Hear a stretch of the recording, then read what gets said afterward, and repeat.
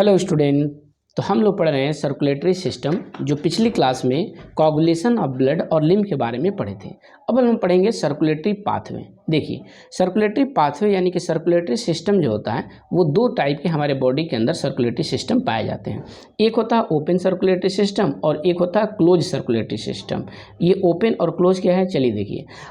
अगर blood vessel जो blood flow करता है, एक ब्लड वेसल यानी कि पाइप के अंदर फ्लो करता है, अगर ब्लड वेसल बहुत ही कम डेवलप होता है, लेस डेवलप होता है, तो उस तरह के सर्कुलेटरी सिस्टम को ओपन सर्कुलेटरी सिस्टम कहते हैं। तो ओपन में क्या होता है कि ब्लड निकलता है एक लेस डेवलप ब्लड वेसल से यहाँ से, और ये ब्लड चला जाता है एक कैविटी के अंदर।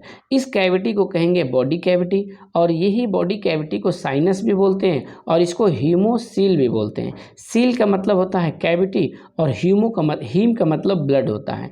तो इस कैविटी के अंदर ब्लड भरा हुआ है, इसको हीमोसील कहेंगे। और इसके अंदर ये टिश्यू बना दिया, तो टिश्यू जो होता है बात होता है ब्लड के अंदर, यानी कि ब्लड के अंदर ये टिश्यू डूबा होता है। फिर यहाँ से ब्लड होके गुजर जाएगा, यानी कि ब्लड जो भी न्यूट्रिएंट्स लेके आएगा वो ब्लड डायरेक्ट कांटेक्ट में रहता है टिश्यू का, और इस तरह के सर्कुलेटरी सिस्टम क्लोज कहलाता है, लेकिन ओपन कहलाता है, सॉरी।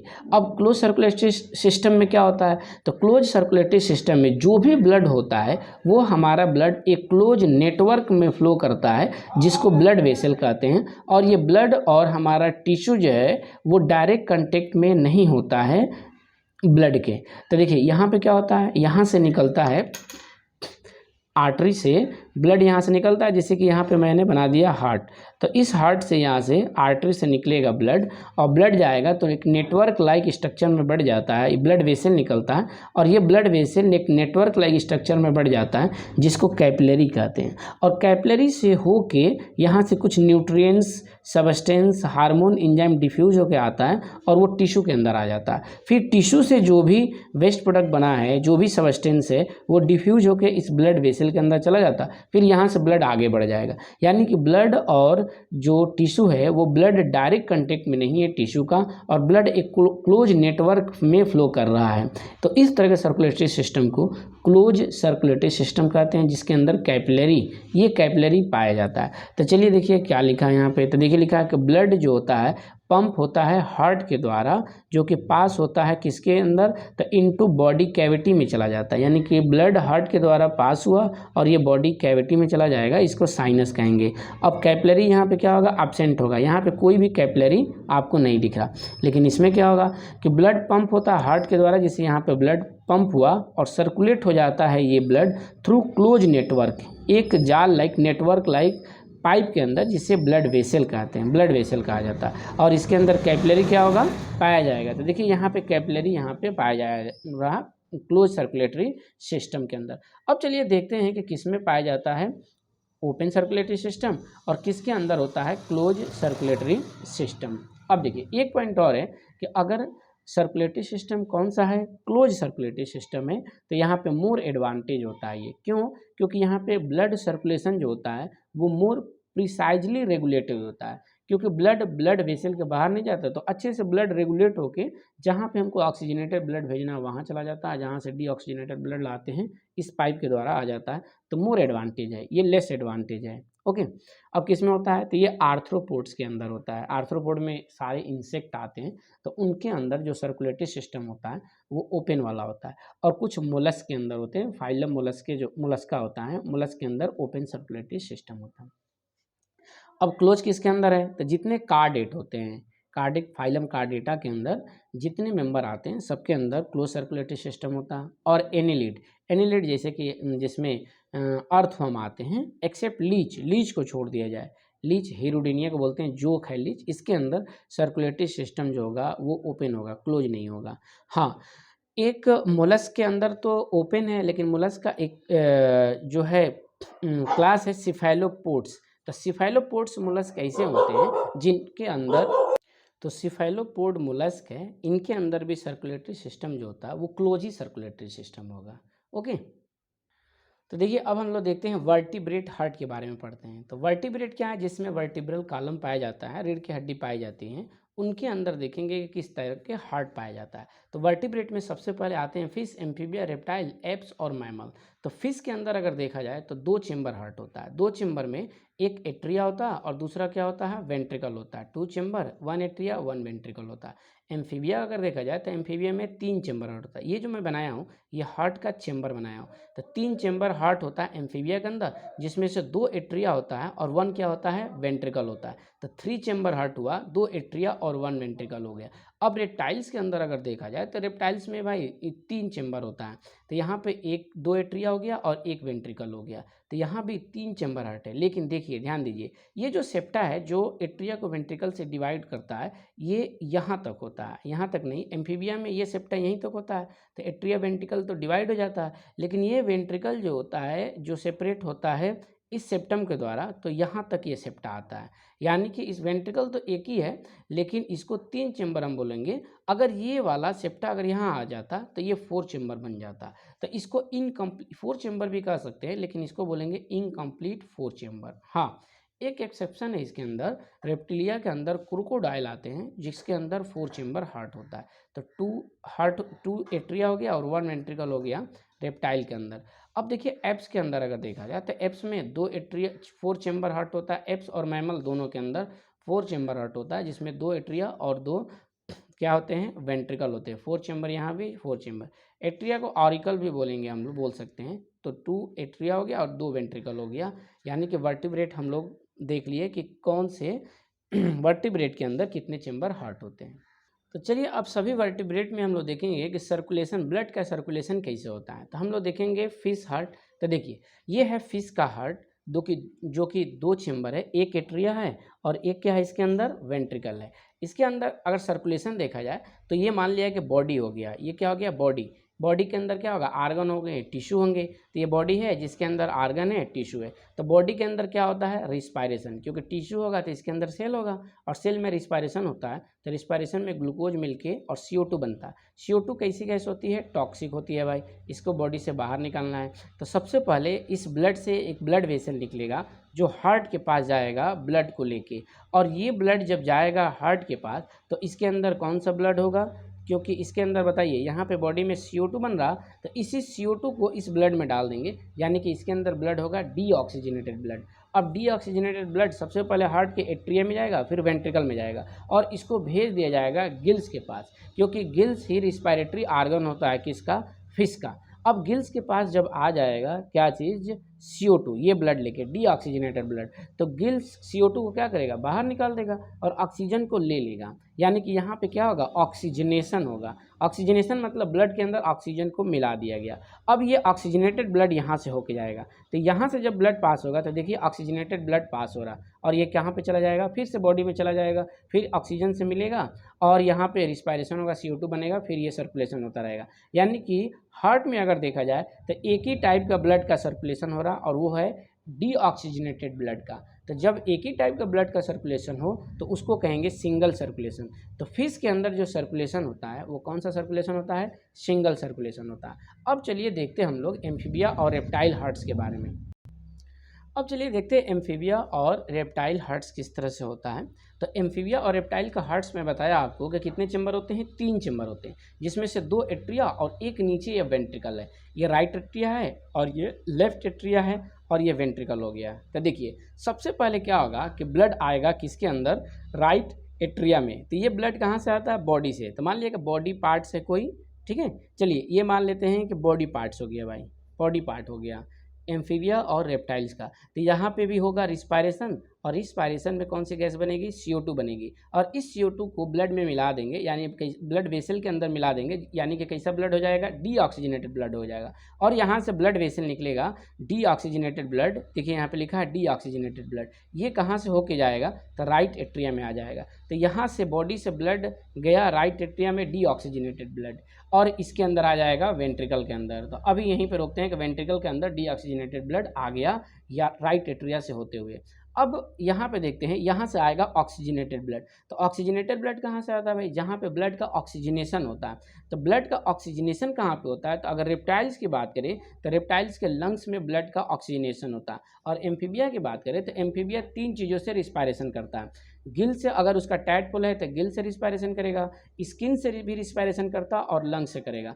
तो इस गिल्स हो गया, स्किन हो गया और लंग्स हो गया, तो इसमें ऑक्सीजन आ जाएगा और ब्लड के अंदर ऑक्सीजन मिला दिया जाएगा, यानी यहाँ पे क्या हो जाएगा, ऑक्सीजनेटेड ब्लड हो जाएगा। तो एम्फीबिया और रेप्टाइल्स के लंग्स, स्किन और गिल से ऑक्सीजनेटेड ब्लड लेफ्ट एट्रिया में सबसे पहले आएगा, यानी कि यहाँ से आ रहा है, देखिए ये लिखा ऑक्सीजनेटेड ब्लड, और इस ऑक्सीजनेटेड ब्लड यहाँ से आया, डीऑक्सीजनेटेड ब्लड यहाँ से आया, और वेंट्रिकल के अंदर क्या किया गया, दोनों ऑक्सीजनेटेड और डीऑक्सीजनेटेड ऑक्सीजनेटेड ब्लड को मिला दिया गया, यानी कि मिक्स कर दिया गया।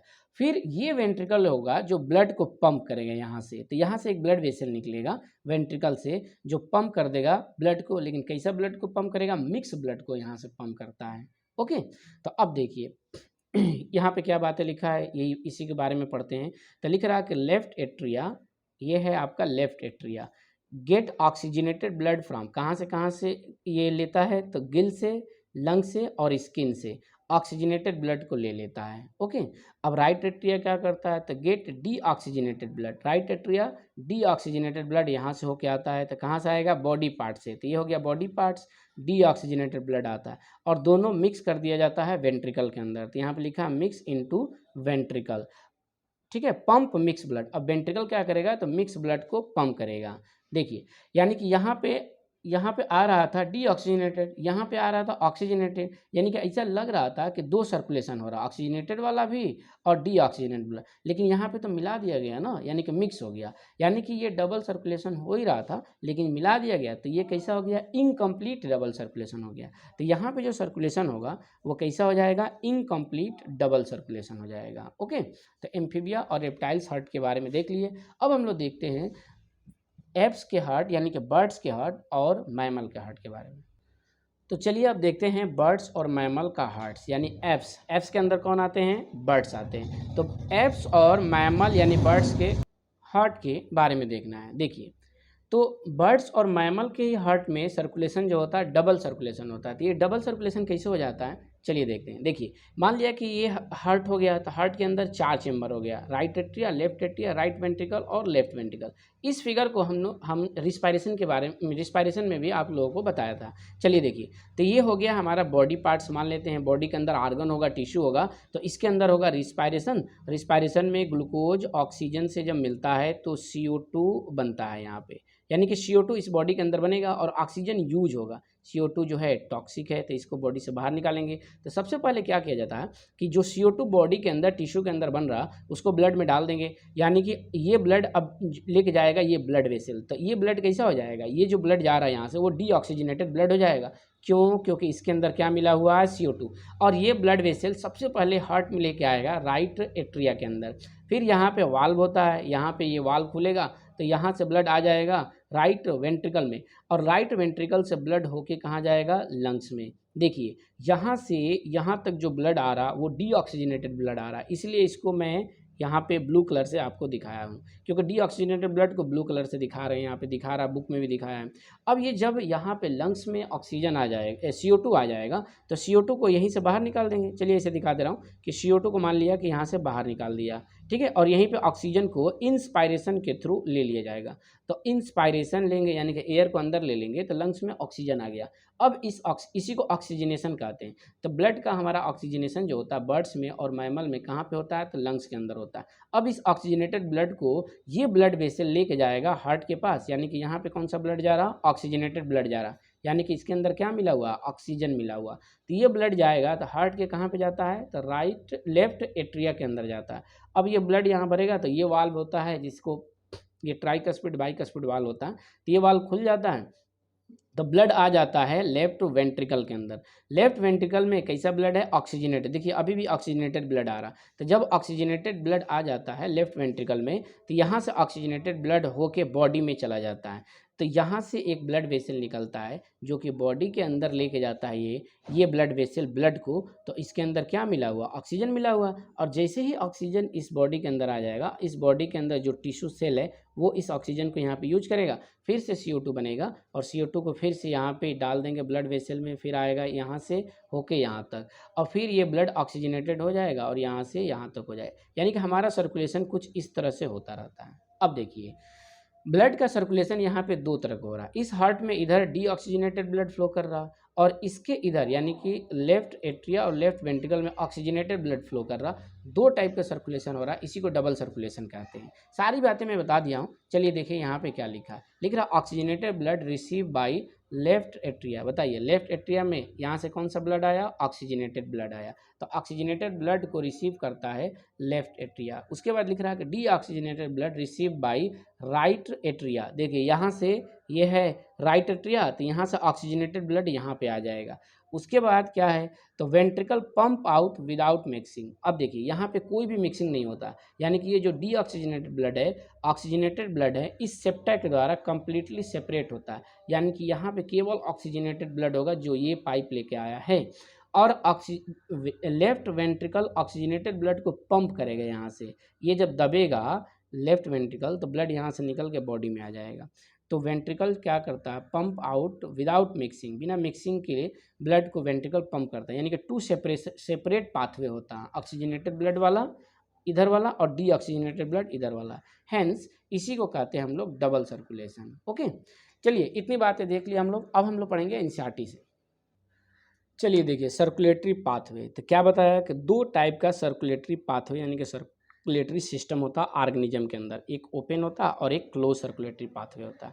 ओपन सर्कुलेटरी सिस्टम में क्या होता है? तो ये प्रेजेंट होता है किसमें, पहले ये देख लेते हैं। तो आर्थ्रोपोड्स के अंदर है, यानी कि ये इनवर्टिब्रेट है। आर्थ्रोपोड के अंदर इंसेक्ट आते हैं, ये लार्जेस्ट फाइलम होता है, आर्थ्रोपोड्स फाइलम है। और मोलस के अंदर होते हैं, इनके अंदर सर्कुलेटरी सिस्टम ओपन होता है।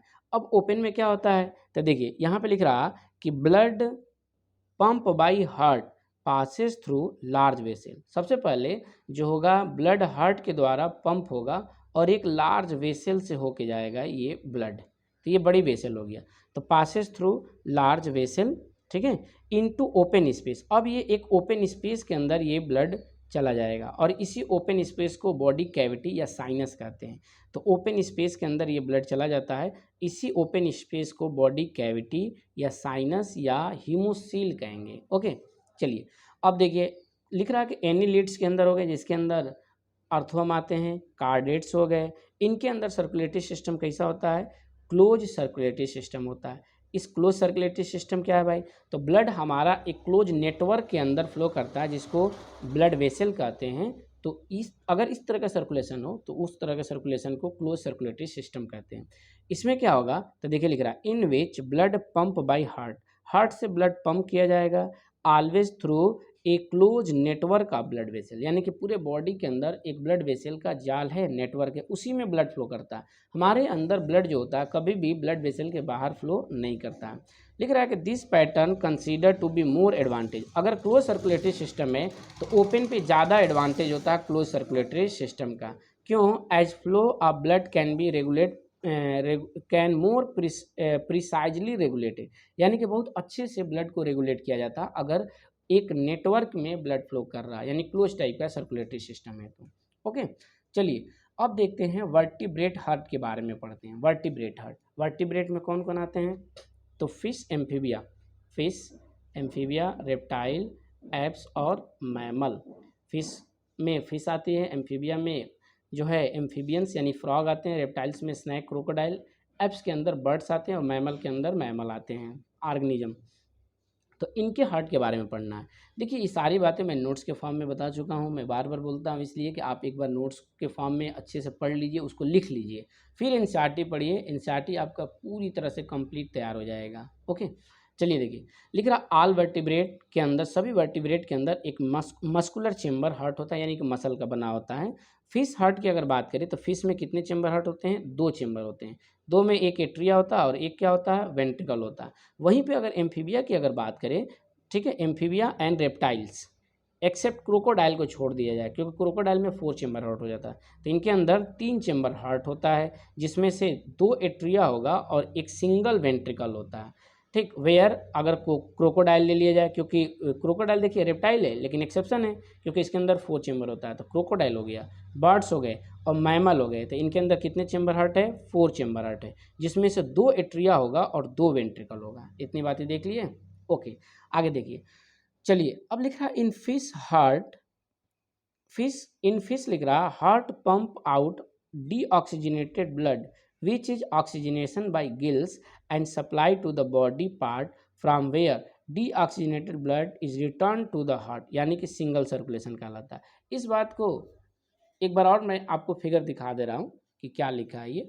तो देखिए ये मैं बनाया फिश का हार्ट, तो फिश का हार्ट के लिए ये फिश का हार्ट हो गया। तो ये कह रहा कि फिश हार्ट जो होता है ये क्या करता है, रिसीव करता है ब्लड को बॉडी से, डीऑक्सीजनेटेड ब्लड को। तो ये बॉडी है, बॉडी यानी कि इसके अंदर होगा रिस्पायरेशन, CO2 बनेगा, तो ये डीऑक्सीजनेटेड ब्लड को रिसीव करेगा और ये पंप करेगा गिल्स को डीऑक्सीजनेटेड ब्लड, और गिल्स के अंदर ऑक्सीजनेशन होगा यानी कि यहीं पे ऑक्सीजन मिलाया जाएगा, यानी कि यहाँ से CO2 बाहर हो जाएगा और ऑक्सीजन यहीं से ले लिया जाएगा। तो ऑक्सीजन ले लेंगे तो ऑक्सीजनेटेड ब्लड होगा, फिर इसको जो हैगा गिल्स के द्वारा ऑक्सीजनेटेड ब्लड, ये ऑक्सीजनेटेड ब्लड चला जाएगा बॉडी में, फिर यहाँ पर रिस्पायरेशन होगा, CO2 बनेगा। तो उसी बात को यहाँ पर लिख रहा क्या कि देखिए यहाँ से फिश हट क्या करता है, पंप आउट करता है डीऑक्सीजनेटेड ब्लड को। फिश ने डीऑक्सीजनेटेड ब्लड को पंप किया, विच इज ऑक्सीजनेशन बाय, यानी कि ऑक्सीजनेशन कहाँ पे हो रहा है, गिल्स में हो रहा है, क्योंकि गिल्स ही फिश का रिस्पायरेटरी ऑर्गन होता है। And supply to the body part, और ऑक्सीजनेटेड ब्लड को जो गिल्स होगा ऑक्सीजनेटेड ब्लड दे देगा बॉडी को, वेयर डीऑक्सीजनेटेड इज रिटर्न, फिर वहीं पे ऑक्सीजन यूज हो जाएगा और CO2 बनेगा तो CO2 ब्लड में मिला दिया जाएगा, यानी कि वहीं पे ब्लड कैसा हो जाएगा, डीऑक्सीजनेटेड ब्लड हो जाएगा। Is return to the heart, फिर से हार्ट के पास चला जाएगा। यानी कि देखा जाए तो हार्ट में हमेशा जो है ब्लड डीऑक्सीजनेटेड ब्लड गुजर रहा, तो एक ही बार ब्लड गुजर रहा वो भी डीऑक्सीजनेटेड ब्लड, तो इसीलिए इसको कहेंगे सिंगल सर्कुलेशन, यानी कि एक ही सर्कुलेशन केवल पाया जा रहा डीऑक्सीजनेटेड ब्लड का। लेकिन अब देखिए यहाँ पे एम्फीबिया और रेप्टाइल्स हार्ट के बारे में एक साथ देखते हैं, क्योंकि एम्फीबिया रेप्टाइल्स का हार्ट के कितने चेंबर होता है, 3 चेंबर होता है। इसमें क्या होता है, फिर से पहले फिगर देख लेते हैं उसके बाद पढ़ते हैं कि यहाँ पे लिखा है कि सबसे पहले यहाँ पे 3 चेंबर है, 1 2 3, तो राइट एट्रिया, लेफ्ट एट्रिया और वेंट्रिकल। तो ये डीऑक्सीजनेटेड ब्लड को रिसीव करेगा बॉडी से, डीऑक्सीजनेटेड ब्लड को रिसीव करेगा, ये गिल्स, लंग्स और स्किन से ऑक्सीजनेटेड ब्लड को रिसीव करेगा। कहाँ पे इसको मिला दिया जाएगा, वेंट्रिकल में, ऑक्सीजनेटेड डीऑक्सीजनेटेड ब्लड वेंट्रिकल में मिल गया। फिर इस मिक्स ब्लड को ये वेंट्रिकल पंप कर देगा यहाँ से। ओके, तो देखिए यहाँ पे इसी बात को क्या लिखा है कि लेफ्ट एट्रिया रिसीव करेगा, लेफ्ट एट्रिया क्या रिसीव किया, ऑक्सीजनेटेड ब्लड को रिसीव करेगा। इस साइड में लेफ्ट एट्रिया बनाया था, देखिए यहाँ पे ये लेफ्ट एट्रिया हो गया, ये कैसा ब्लड को रिसीव कर रहा, ऑक्सीजनेटेड ब्लड को। कहाँ से, तो गिल से करेगा। ठीक है, अगर फ्रॉग का लार्वा होगा तो फ्रॉग के लार्वा यानी कि टैडपोल है वो गिल से रिस्पायरेशन करता है, तो गिल से रिसीव करेगा। लंग्स से फ्रॉग करता है तो लंग्स से ऑक्सीजनेटेड ब्लड रिसीव करेगा, क्योंकि गिल्स हो गया, लंग्स हो गया, इसी के अंदर ऑक्सीजन आता है। स्किन, क्योंकि फ्रॉग स्किन से भी रिस्पायरेशन करेगा तो ऑक्सीजन स्किन से भी आएगा, यानी ऑक्सीजनेटेड ब्लड। तो ऑक्सीजनेटेड ब्लड को रिसीव किया गया लेफ्ट एट्रिया में, कहाँ से, तो गिल्स, लंग्स और स्किन से।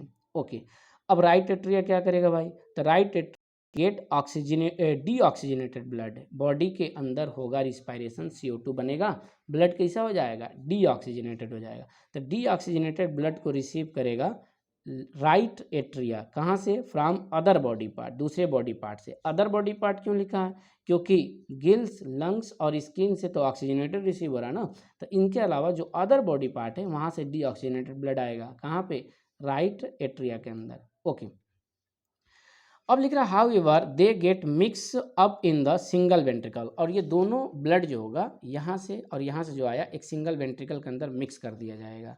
ठीक है, तो लिख रहा है कि मिक्स होता है सिंगल वेंट्रिकल के अंदर, विच पंप आउट मिक्स ब्लड, जो कि वेंट्रिकल जो होगा मिक्स ब्लड को पंप करता है, इसीलिए इसको कहेंगे डबल सर्कुलेशन तो हो रहा था, लेकिन जब ये मिक्स हो गया तो इसको कहेंगे इनकम्प्लीट डबल सर्कुलेशन। ओके, हाँ, अब पढ़ेंगे डबल सर्कुलेशन वाला, यानी कि बर्ड्स और मैमल वाला। तो देखिए बर्ड्स एंड मैमल, यानी कि एप्स के अंदर बर्ड्स आते हैं, तो बर्ड्स और मैमल में देखा जाए तो ऑक्सीजनेटेड और डीऑक्सीजनेटेड ब्लड जो होता है रिसीव होता है किसके द्वारा, लेफ्ट एंड राइट एट्रिया के द्वारा respectively, passes on to ventricle of same side. इसका मतलब क्या हुआ, तो इसके लिए ये फिगर एक बार देखिए आप लोग कि यहाँ पे लिख रहा कि लेफ्ट एट्रिया, राइट एट्रिया जो होता है यहाँ से ऑक्सीजनेटेड ब्लड ये रिसीव करता है, ये डीऑक्सीजनेटेड ब्लड रिसीव करता है, और सेपरेट होता है, ये दोनों अलग अलग होता है इस सेप्टा के द्वारा। ठीक है, तो लिख रहा भाई कि ऑक्सीजनेटेड और डीऑक्सीजनेटेड ब्लड को रिसीव करेगा लेफ्ट और राइट एट्रिया रेस्पेक्टिवली, और ये दोनों वेंट्रिकल में यानी कि ऊपर से ये राइट एट्रिया नीचे अपना वेंट्रिकल और लेफ्ट एट्रिया नीचे से ये अपना वेंट्रिकल में ब्लड को पंप कर देगा। तो ये रिसीव कर लेता है यानी पंप हो जाता है। तो लिख रहा कि यहाँ पे क्या कि यहाँ पे देखिए कि ventricle of the same side में ब्लड आ जाएगा, वेंट्रिकल में ब्लड आ गया। अब वेंट्रिकल के लिए क्या लिख रहा है कि वेंट्रिकल अब ब्लड को क्या करेगा, पंप कर देगा। लिख रहा है कि ventricle pump it out through the any mixing, यहाँ पे कोई भी मिक्सिंग नहीं होता, यानी कि यहाँ पे इस सेप्टा के द्वारा ब्लड इधर डीऑक्सीजनेटेड और ऑक्सीजनेटेड कंप्लीटली सेपरेट होता है। तो any mixing that is to separate circulation होता है, तो अलग अलग पाथवे होता है, टू सेपरेट सर्कुलेशन होता है are present in this organism, इस ऑर्गेनिज्म में। इस ऑर्गेनिज्म मतलब किसके अंदर, तो बर्ड्स और मैमल में सेपरेट सर्कुलेशन होता है, are present in this organism, this animal have double, यानी कि अब इसको कहेंगे डबल सर्कुलेशन, इंपॉर्टेंट है।